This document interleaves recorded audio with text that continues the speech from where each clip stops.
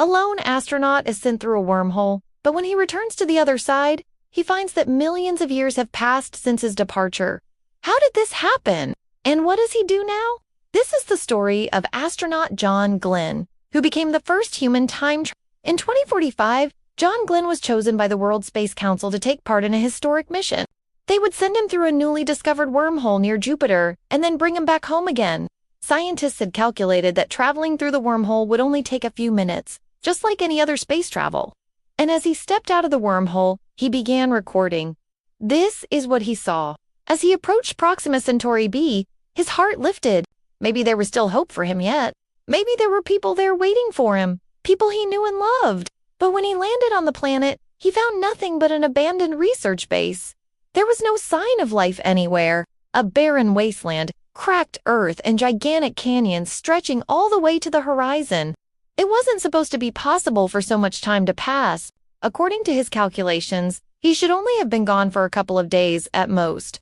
The scientists had not properly calculated the time dilation caused by the wormhole. He took a deep breath and stepped into the unknown. What will happen to John now? Will he ever see his family again? Or is he doomed to wander through time and space forever? All we can do is wait and see. He tried to remember the last time he looked at Earth from space. He thought about all the things he would have to tell his friends and family when he got back home. He looked up at the stars and wondered if there was anyone out there who was looking back at him. He wondered if there was anyone who cared about him. He wondered if there was anyone who missed him. He was a long way from home and he didn't know how to get back, but he knew he couldn't stay there forever. So he started walking away from the research base, hoping that eventually he would find someone who could help him. But as he walked, the ground beneath his feet began to shake. The sky turned black and a giant wormhole opened up in front of him. It was the same wormhole he had come through millions of years ago, except this time it was bigger and more menacing than before. He thought about all the things he would never get to tell them. He thought about all the things he had seen and done during his travels, and he wondered if anyone would ever believe him if he tried to tell them. He had been part of a crew of 5 on a routine mission to the ISS, and during a routine spacewalk, he had helped repair the solar panels. When he remembered these things, he felt a deep pang of longing for home. But when they brought him out of the wormhole, they found that it was empty. They had traveled through time as well as space, and millions of years had passed since they sent him into the wormhole. John was horrified. He was meant to be on a short trip to Proxima Centauri b, not whatever this godforsaken hellscape was. It wasn't supposed to be possible for so much time to pass.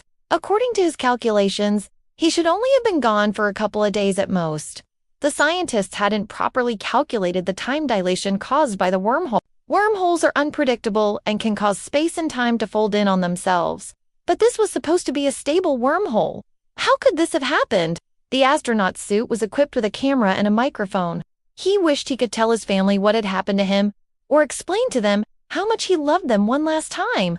But he knew he could never do any of those things. He was utterly alone. And if he stayed on that planet, he would die of starvation or exposure. So he got in his suit's escape pod and blasted off. He flew for what felt like hours until finally the barren wasteland became a tiny dot on his radar. He had traveled millions of years into the future and the entire human race had died out. He sat in the research base for a while, staring blankly ahead. Finally, he got up and walked outside. And as John stood there watching it, he knew that he had no choice but to go through it. If you like optimistic science and tech stories, check out my other content. Thanks for watching.